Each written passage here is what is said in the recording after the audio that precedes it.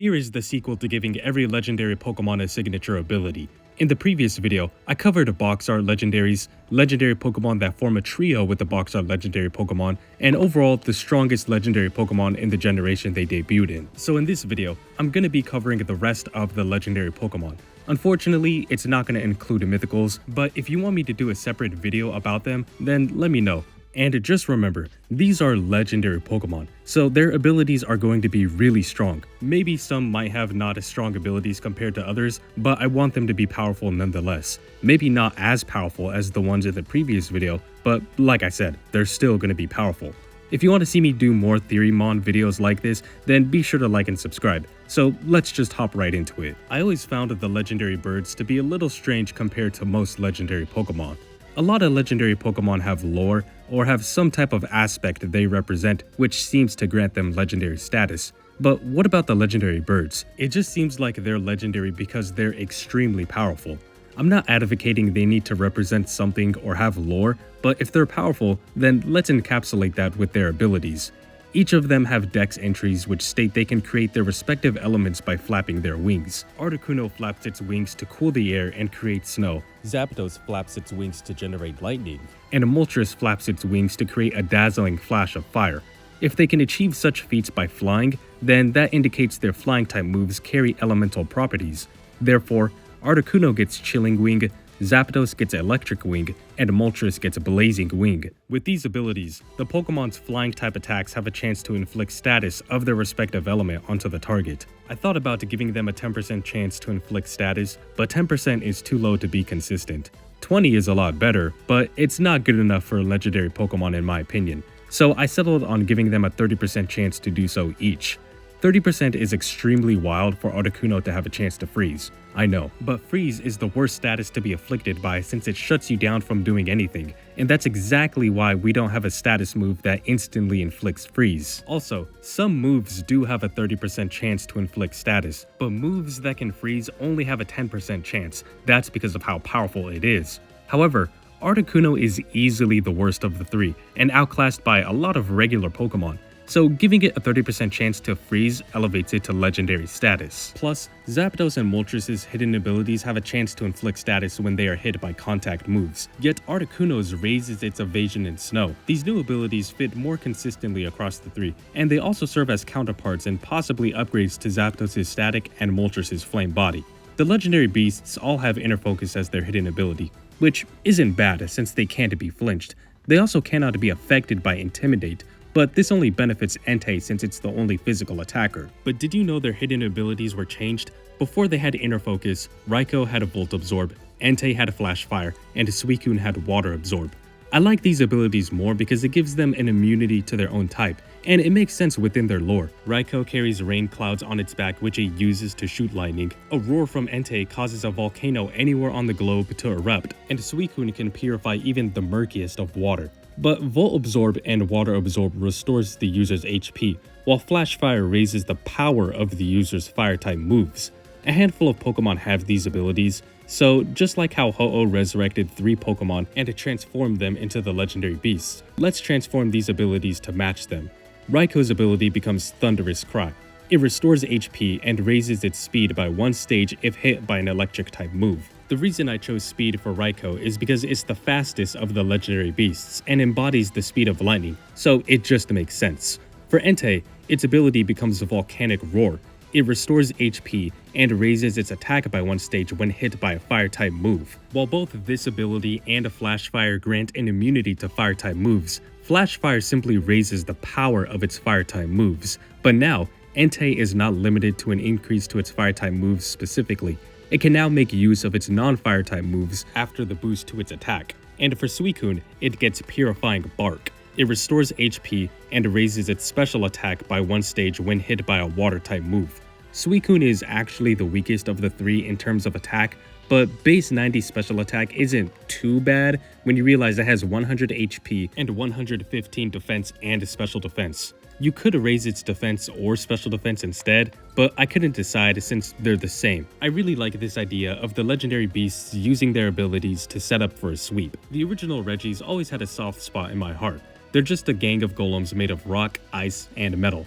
While the Regis can learn some powerful moves like Superpower, Zap Cannon, and Explosion, attacking isn't necessarily their forte, as they excel in defense. Regirock has 200 defense and 100 special defense, Regice has a 100 defense and 200 special defense, and Registeel is split down the middle with 150 defense and special defense. Whether it's through casual gameplay or competitive battling, there's not much incentive to use them. Regirock is an inferior Garganacl, and there's so many ice types which fulfill whatever role you need Regice to. But I guess Registeel is probably the most viable since it's a pure bulky steel type defensively and special defensively, which is rare.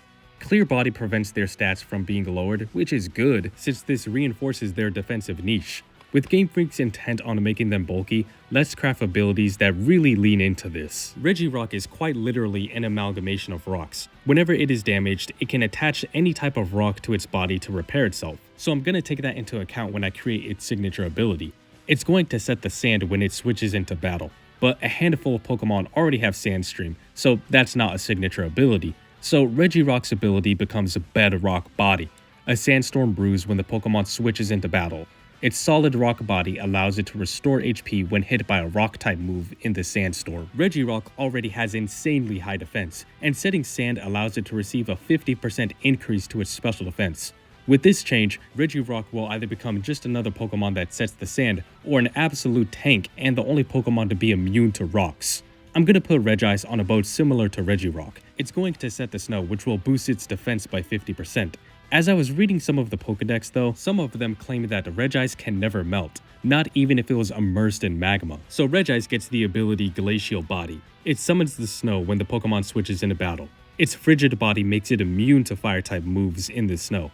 Ice-type is the worst type defensively in the game, so if it has an immunity to fire-type attacks in the snow, that's gonna help make it at least a little better in battle. Registeel is the odd one out in this case because it doesn't have an equivalent to sand or snow, but there's still enough to work with to give it a pretty good ability. Its body is harder than any type of metal that exists. In fact, it's so hard that it is stated that Registeel cannot be damaged nor scratched. So let's translate that into an ability similar to Filter. Filter reduces the damage the Pokemon takes by 25%, but Registeel is gonna have an upgraded version of it. Metallic Body doesn't simply reduce the power of super effective moves that hit it. The Pokemon's mysterious metallic body negates the power of super effective moves that hit it. This is really good for Pokemon like Registeel to have because it has extremely high defenses as well as being a pure steel type. Steel is defensively the best in the game, with a grand total of 10 resistances and 1 immunity. Only 4 types hit it for neutral damage, and 3 for super effective damage. With this ability, Registeel would be difficult to deal with, since it will have no weaknesses. The Eon Duo are similar in many ways. They have the same type, same stats, which are just slightly rearranged, and the same ability. Latios has a little more bulk, while Latios hits a little harder. Latios is still good, but in my opinion, Latios is just a little better. It's a little less bulkier than Latios, but that allows it to hit harder. They are the only Pokemon that can hold Soldew, which essentially gives them a free calm mind. However, Latios is just more consistent as it's stronger and lets it hit harder. Latios might become better than Latios once Legends Z through A is released, as I think Mega Latios is better, but Latios is better if we compare their base forms. So here's an idea that might help level the playing field. Latios are known to alter their appearances. The Pokedex states they can refract light in a way that makes them become invisible. They also disappear if they sense a person or Pokemon is dangerous, so its ability becomes Ethereal Veil.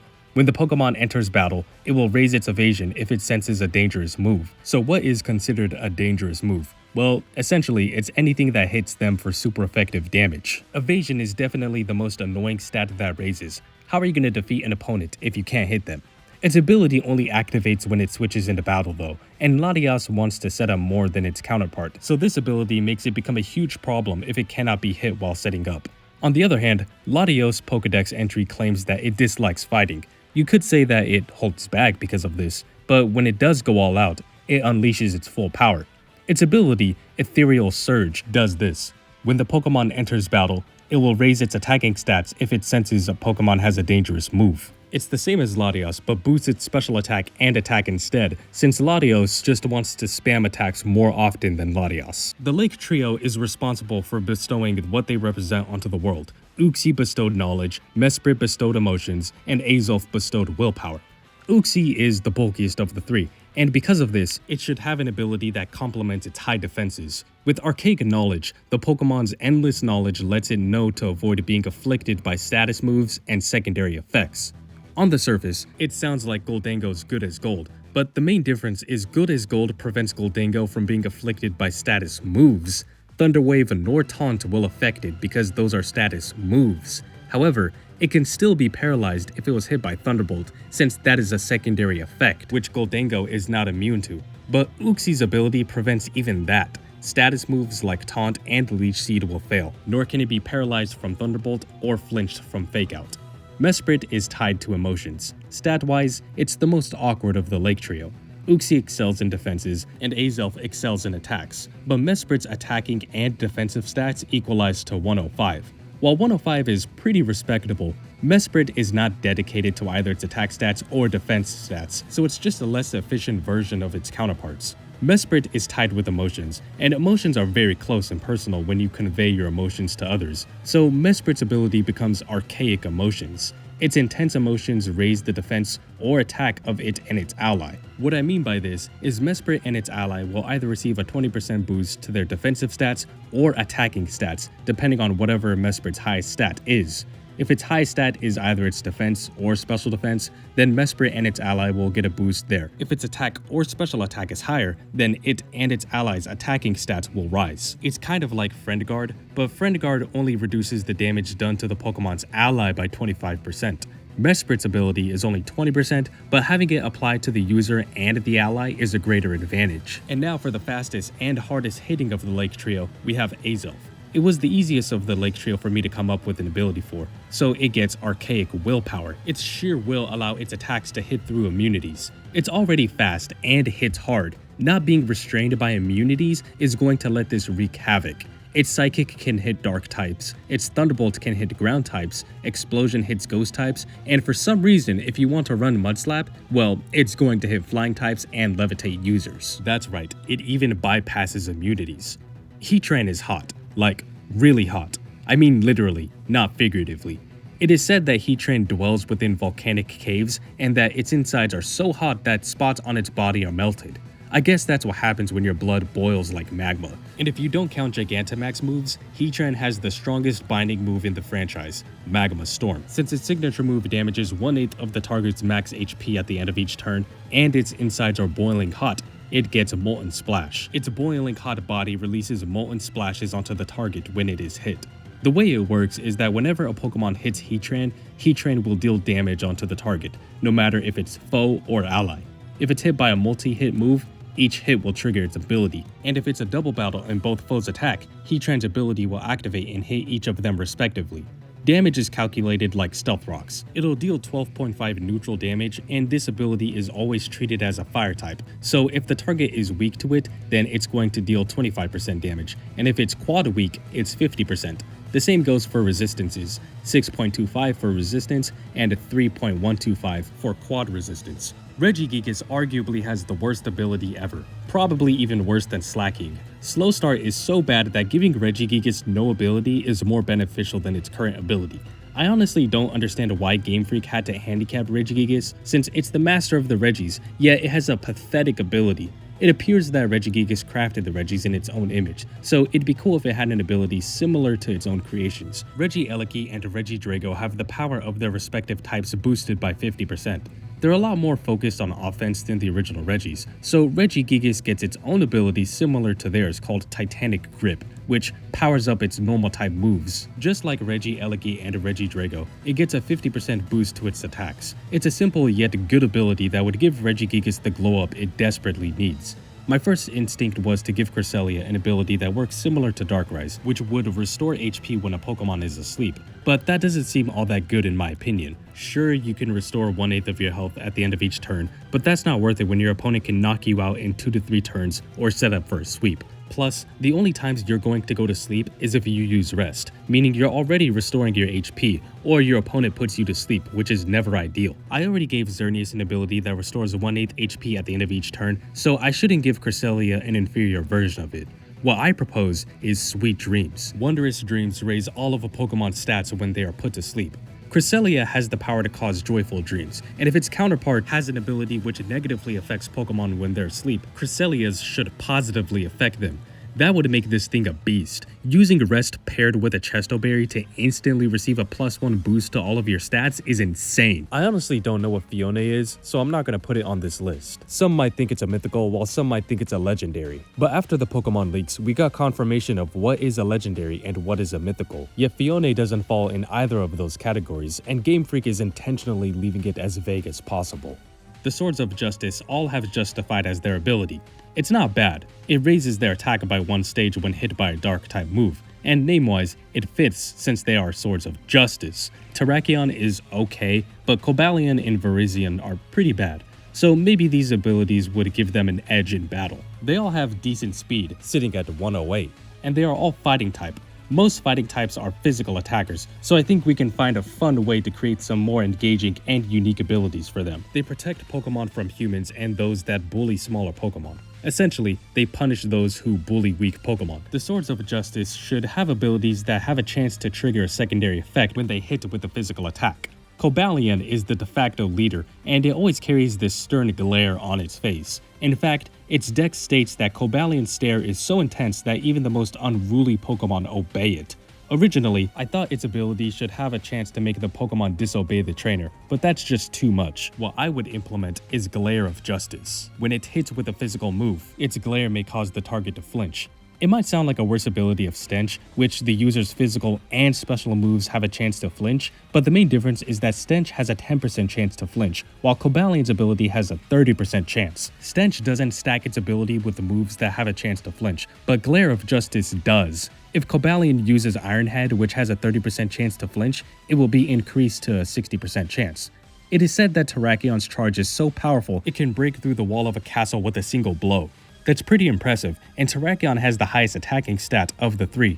With that said, it gains Charge of Justice. When it hits with a physical move, its charge may result in a critical hit. Super Luck already raises the Pokemon's chance to crit, but that's only by a single stage. Terrakion's ability raises it by 2 stages, which means in Generation 7 and onwards, Terrakion has a 50% chance for every single one of its physical attacks to result in a critical hit. Virizion is said to confound opponents with its whirlwind-like attacks. The definition of confound in this context is to cause surprise or confusion in someone by acting against their expectations. If it could confuse people by attacking, its ability becomes a Whirlwind of Justice. When it hits with a physical attack, its whirlwind-like attacks may cause confusion onto the target. Virizion is my favorite of the 3, but it's honestly the weakest, and its type doesn't help it either. Confusion has been nerfed, but it's still annoying, and giving it a 30% chance to cause confusion can make it a headache to deal with. It was a little more difficult for me to come up with something for the forces of nature, but I think I found something that is suitable for them. Tornadus and Thundurus are presented as chaotic. Tornadus creates winds capable of blowing everything away, including houses, and Thundurus strikes the land with its lightning, going as far as creating forest fires. On the other hand, Landorus doesn't leave a wake of destruction wherever it goes. Instead, it nourishes the soil, allowing a field of crops to grow. And as the fandom has dubbed them, they are the forces of nature. So of course they can generate these really powerful attacks effortlessly. And the Pokédex makes it sound like that they don't even try, just them simply being is enough to cause damage. So if they can leave a wake of destruction like that, we should give them an ability like Parental Bond. Tornadus' ability becomes Tempest Force. The massive power it unleashes with its flying type moves attack a second time. Thundurus gets Electrified Force. The incredible power it unleashes with its electric type moves attack a second time. And Landorus gets Seismic Force. The astounding power it unleashes with its ground type moves attack a second time. So after they attack with their respective types, the target will be attacked again and will deal 50% damage of the original attack. I guess you can say it's a worse version of Parental Bond, but that only applies to Generation 6 because it was changed to deal 25% damage the following generation. Type Null's stats are almost identical to its evolution. The only difference is that it's slower, but because of this, it sees just about the same, if not greater usage than Silvally, since it can hold Eviolite to raise its defenses by 50%. Battle Armor is a rather defensive-based ability, since it blocks the user from being hit by a critical hit, so it seems like it was designed to be more bulky. It is said to go on rampages, which is why it wears a mask to control itself and suppress its true power. A cool ability I came up with is Synthetic Rampage. When its HP drops to a 4th or less, it goes on a rampage and unleashes an explosion. I know this sounds cracked, but hear me out. What is a better way to exemplify a Pokemon going on a rampage than causing an explosion? and since its true power has been sealed and it can't properly wield it, it just results in exploding. And keep in mind that explosion has 250 power. Nothing but rock, steel, or ghost type is going to want to take a direct hit from that, but it must fall to a fourth of its HP or below in order to activate the ability. And another restriction I'd place is that it must not faint in order to activate the ability. In my previous video covering legendary Pokemon, I gave Arceus a new ability. That allows Silvally to keep Arceus system since it's just multi-type, but I want to give it something extra to make it even better. Arceus system changes its type depending on what memory it holds. That's still the case, and it has the additional effect of raising its type's attacks by 50% depending on whatever memory it holds. It's also going to get Stab, so together, Silvally's attacks that are the same type as it will have a 2x boost in power. There's no normal memory, so I guess its normal type doesn't get that 50% boost. Plus, it was made to combat Ultra Beasts, so giving it 2x Stab would make it even more suitable to fight Ultra Beasts. The Tapus are the pioneers for setting terrain upon switching in. They're really good abilities, but some non-legendary Pokemon also have them, and in some cases, the non-legendary makes better use of it than the Tapu. In order to distinguish the Tapus from the others, they gain a 30% chance to activate when their respective terrains are set.